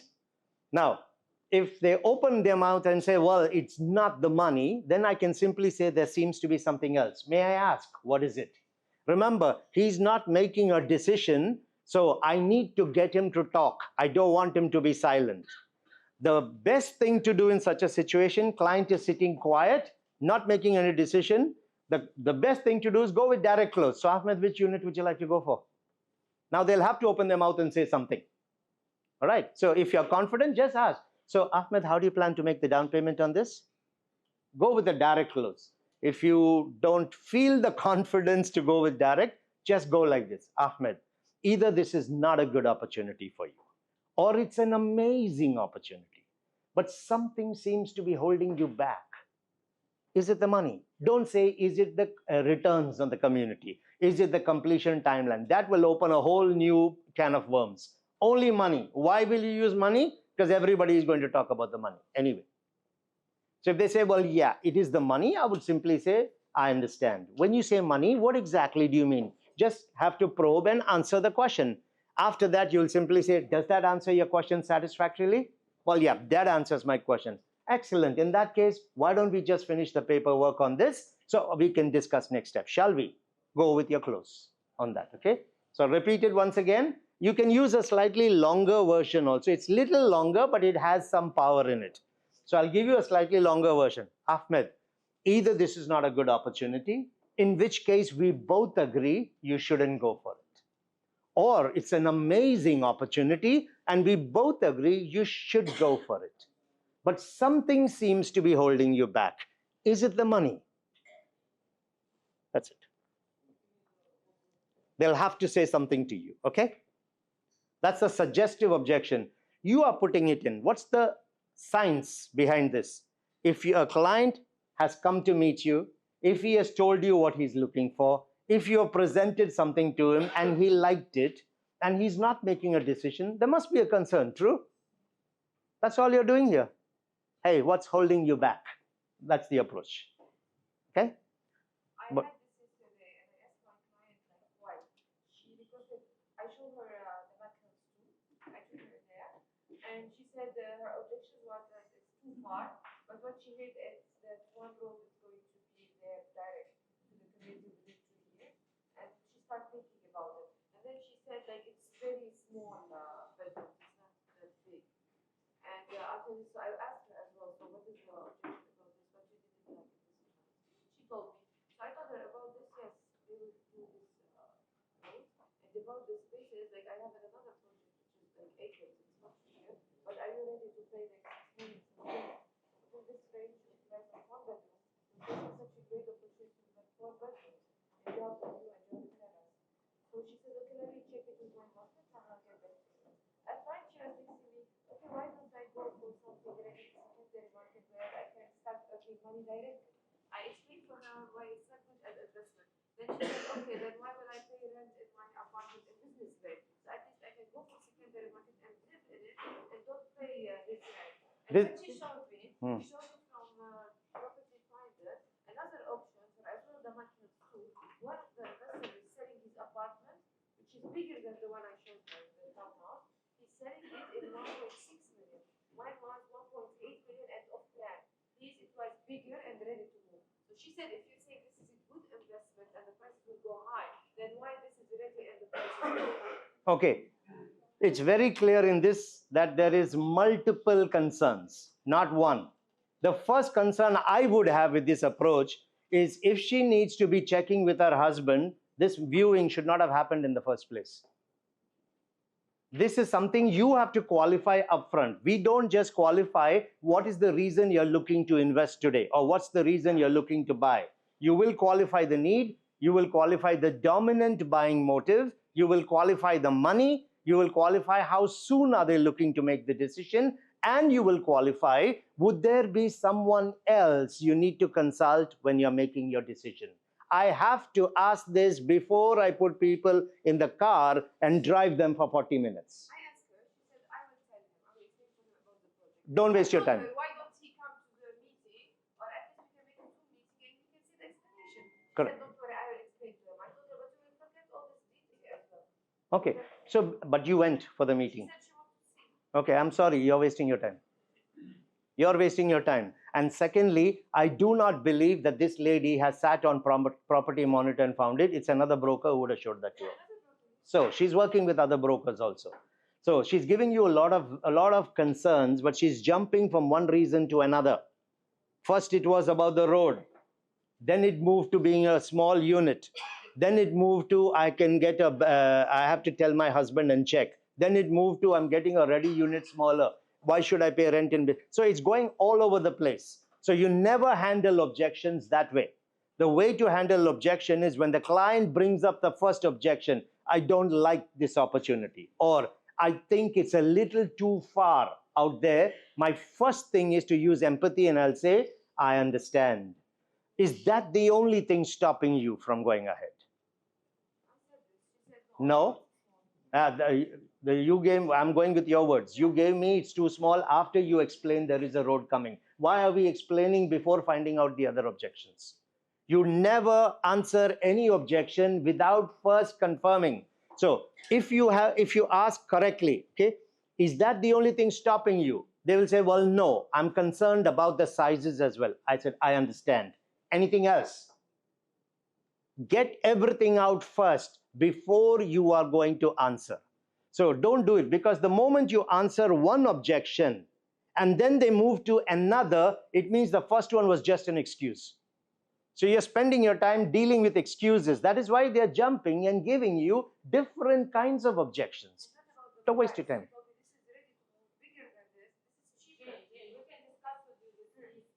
Yeah, well, let's do that separate. But anyway, that's an objection handling thing, not a closing technique here. Okay, but that's also easy to handle because I know it's coming in the market a lot. Okay, so the suggestive objection, very simply, you will start with the name. You must take the name of the person and you will say, either this is not a good opportunity, in which case we both agree you shouldn't take it, or it's an amazing opportunity and we both agree you should take it. Something seems to be holding you back. Is it the money? And then you just keep going. They will have to say something, okay? Either they will say yes, then deal with money, or they'll say not exactly. Then you ask, there seems to be something else. May I ask, what is it? But don't allow the silence to come in, okay, at the close. Now, another technique for you is the sudden death. Now, a sudden death is used when you have these clients who keep taking up your time. They've been with you 3 months, 6 months, 8 months, and they're not making any decision. But they keep asking for meetings. They keep telling you, show me another unit. Let's go and do another viewing. And they keep doing this all the time. Or they'll make assurances, I'm going to do this, and then they'll change their mind and say, I'd like to see something else. These kind of people will have to be pushed to a decision point, either yes or no. In a market that is so hot with so many people buying, I'm not going to be spending my time having multiple clients like this in my head. And you're the only one who's losing sleep on it, not the client. So what I will do with these kind of people, I will use a sudden death. Either it's a yes or it's a no. Khalas, that's it. So I'll give you the formula again. All right. In this case, it's again name, negative, positive, call to action. This is the change. Call to action, and then shut up.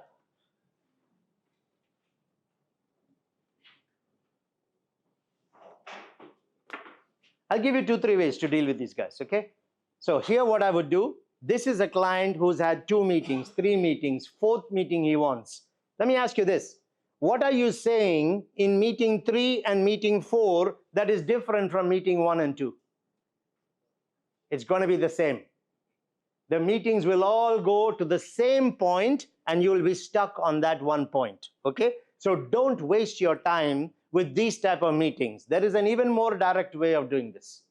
I actually had a client about 5 months ago, 7 months ago. And this client, I said, you know, Anand, let's do another meeting. I'm coming into Dubai. Let's meet because I want to close this out. This was meeting number 3. So I told him, listen, James, everything that I had to tell you, I already told you twice. I have nothing new to tell you now. Once you have decided you want to go for it, give me a call. We'll meet at the developer center and I'll close it out for you. But I'm not giving you a meeting. What am I going to say in meeting 3? I will not waste my time. So either you decide and then you come, we go to the sales. I'll meet him there. I'm not meeting you anywhere else. So it's a very straight approach, more direct than this. Yeah, James, everything that I had to tell you about the opportunity, I've already said it to you twice. If you had 2 meetings, if you had 3 meetings, 3 times. I mean, everything is done. There's nothing more that I have to say to you. Now you need to take a call. When you're ready, give me a call. We'll meet at the sales center. I'll help you close it up. Finished. That's it. Now, if the people don't make a decision on that, I guarantee you they're not making it. Don't waste your time with these guys. Or they will say, okay, you know what? I'll come. I'm there on the 17th. Let's meet. Khalas, done. We go.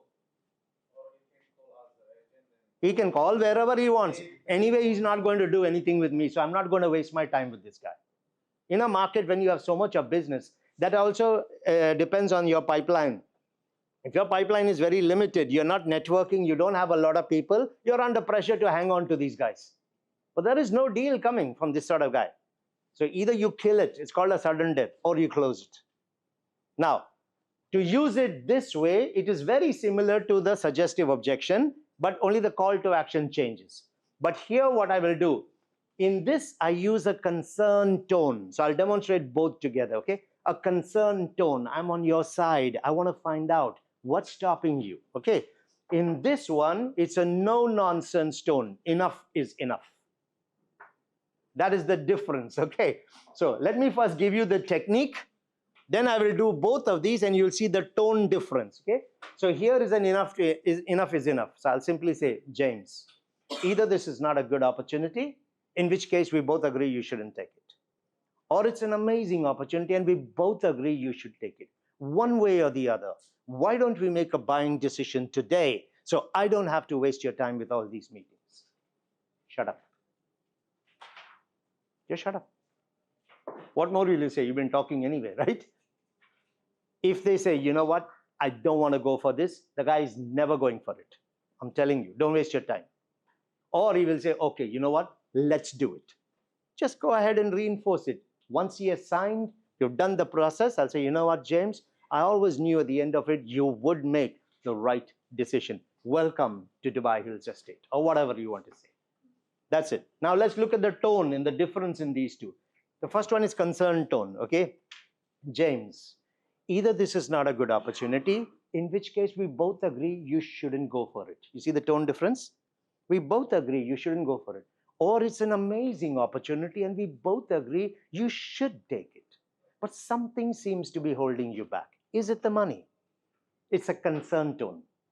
In this one, no nonsense, right? James, either this is not a good opportunity, we both agree you shouldn't take it. Or it's an amazing opportunity, we both agree you should take it. One way or the other, let's make a decision today so I don't have to take up your time with these kind of meetings. then you shut up. Now, if you are with a client in the sales center, in a meeting, if you have a reservation form, an EOI form, anything in front of you, you can use that when you do the sudden death. There's always a signature line on it. The signature line will come in here. But timing is important when you do this, okay? It is the eye, mind, and hand, eye, brain, and hand coordination. So let's say this is the line, okay? On whatever be the form, maybe a KYC, I don't know, any form, right? Here's what you will do, okay? No nonsense tone. James, either this is not a good opportunity, in which case we both agree you shouldn't go for it, or it's an amazing opportunity and we both agree you should go for it. One way or the other. Now watch what I do, okay? One way or the other, why don't we make a buying decision today? So I don't have to take up your time with this. Turn the paper around, put the pen down in front of him, shut up. But the key here is, why don't we make a buying decision today? When you say buying decision, that's when you put the tick on the paper. Because the brain, the eye, and the hand will connect with each other. Turn the paper around, keep it down in front of him. Now, only use tick, because the human brain understands language in unconscious patterns, okay? This always suggests go for it. You've seen the Nike logo? It's a tick. The Nike logo, just do it, is a tick. Now let's see what happens if I don't use the tick. A lot of people write this, right? X. Wherever you have to sign. Now let's see what happens. Let's see what happens in your mind, okay?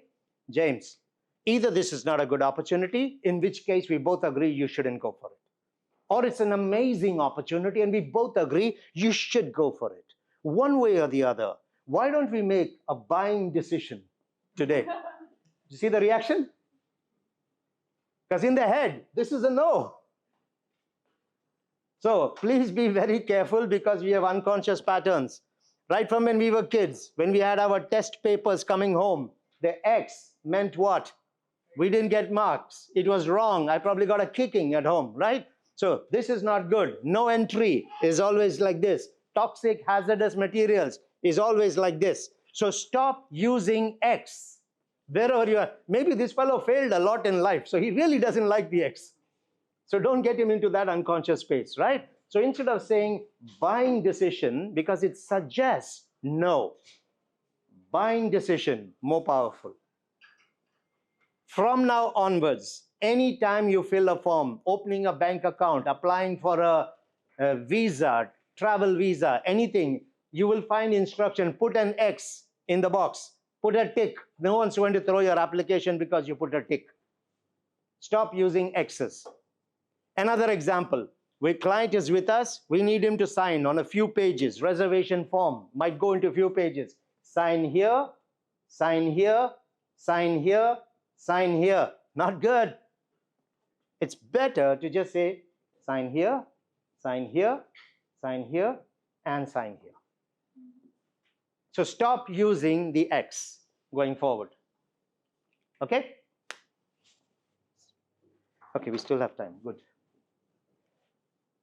Okay, the Ben Franklin method. Really cool method to use, all right? You can draw if you want on the side when I'm doing this. It's one of the most powerful closing techniques that you can use. So I'm going to show you how to do. I might need this board again. Okay, so before we use the board, I'll just explain the Ben Franklin method. How you say it is very important. Who was Ben Franklin? Benjamin Franklin? Okay, he was one of the founding fathers of the US, okay? Don't say president of the US. A lot of people tend to, he's the guy on the $100 note. Yeah, that's Benjamin Franklin, right? So here it is about confusing the client a little bit or getting him curious and then telling him a story. Everybody loves a story, right? So, and it will make you sound super smart as well. So you have made a presentation, the whole, let's say option A, option B, client is not yet decided. He has raised a couple of objections. Now what you can do is you can take the name of the client and you can say, Ahmed, why don't we use the Ben Franklin decision method to see if this actually works for you? What do you think the client will say? What method? What is Ben Franklin method? Or who is Ben? That's it. Perfect. That's all you need. But you caught his curiosity. That's why he's asking, right? So it's a very simple thing. James, why don't we use the Ben Franklin decision method just to see if this actually works for you? And they will tell you that, okay, what is it? Here's where you tell your story. Benjamin Franklin was America's first self-made millionaire. All three positive words, okay? He was America's first self-made millionaire. He was also an inventor, a writer, and a politician. You see the pattern of three is being used here, right? So I'm saying first, self-made millionaire. The pattern of three, it will always go through without an objection. He was also an inventor, a writer, and a politician. Pattern of three. Then you will say, every time Ben had to make a decision, he would take a paper. Now, you should be having some papers with you. You should be having a file, a professional folder. Even when you're going on a viewing, when you're going to a sales center, you should be having it, right? So what you will do is, again, eye-hand coordination with the brain. And you will do it like this. Every time Ben had to make a decision, he would take a paper. You take the paper when you say, take a paper. And he would draw a line down the middle. When you say draw a line, you draw the line. The mind actually connects with the line. Don't draw before or later. So every time he had to make a decision, he would take a paper and he would draw a line down the middle. Now, on one side, he would write down the reasons he had to go ahead. You see, the tick comes with a go ahead. The reasons he would have to go ahead with the decision.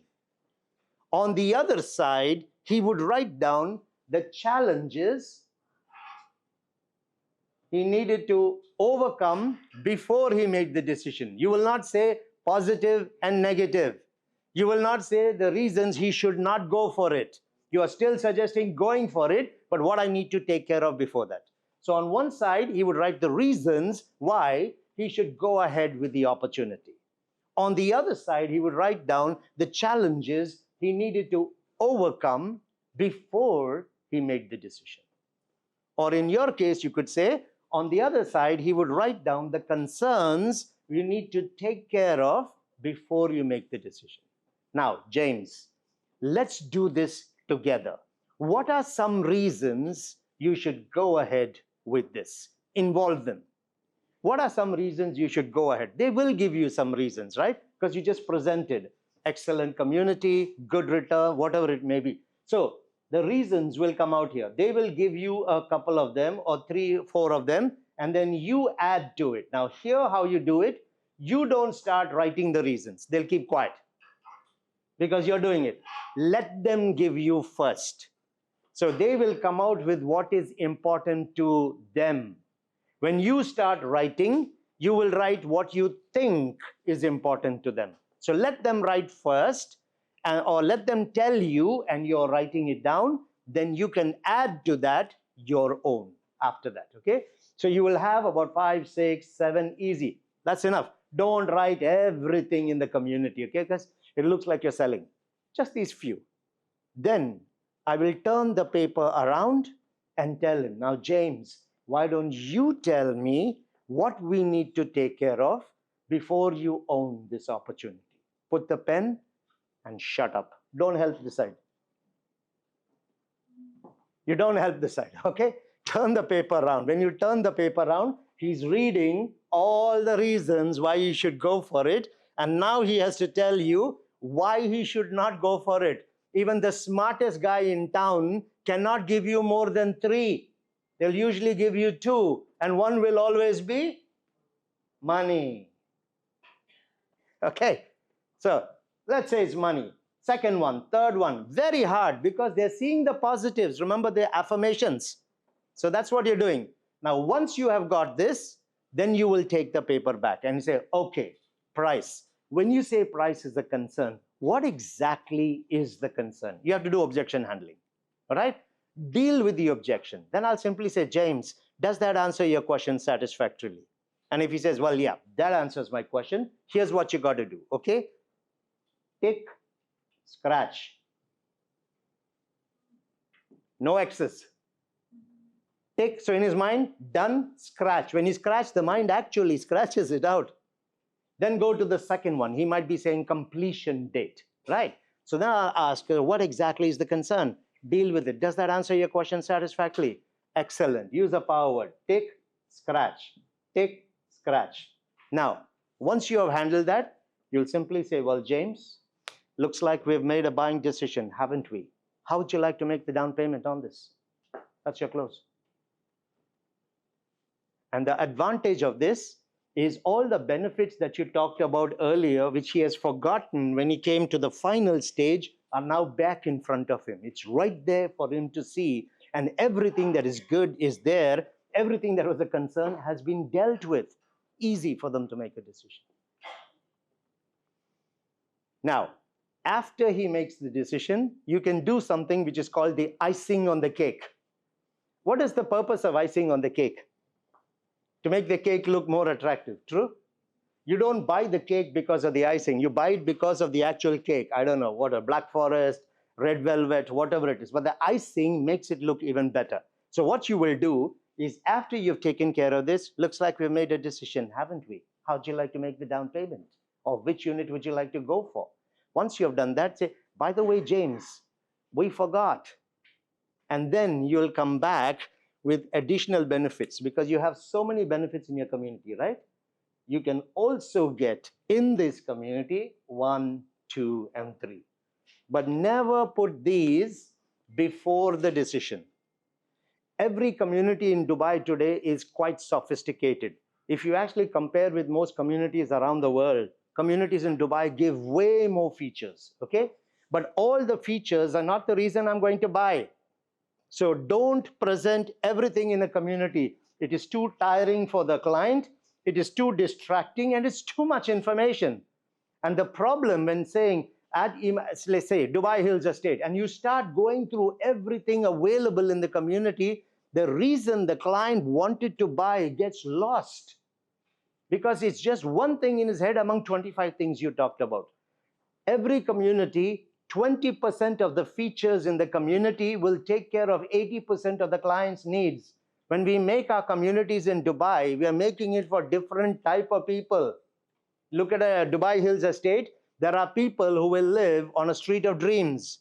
There are people who will live in just golf villas surrounding a golf course. There are people who are going to live in apartments, but they want it close to the hospital, the mall, the Central Park. So there are different types of lifestyles being offered in the same community.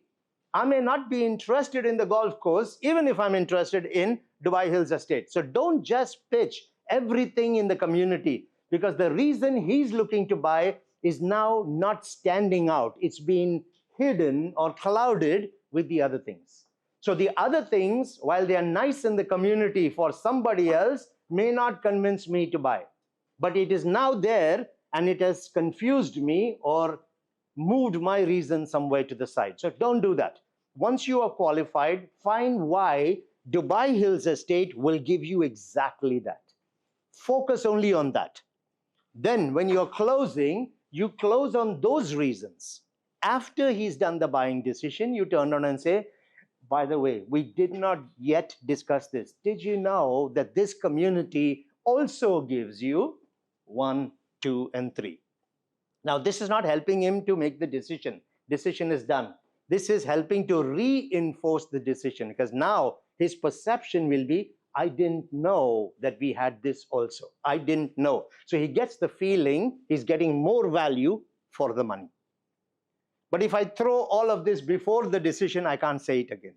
And before the decision, it's not helping the decision. So keep it for after the deal. After the deal is done, bring, oh, by the way, did you know that Dubai Hills Estate also gives you 1, 2, and 3? It will just reinforce that they are getting value for the money. That's a Ben Franklin. Very nice technique to use, very powerful technique. Okay?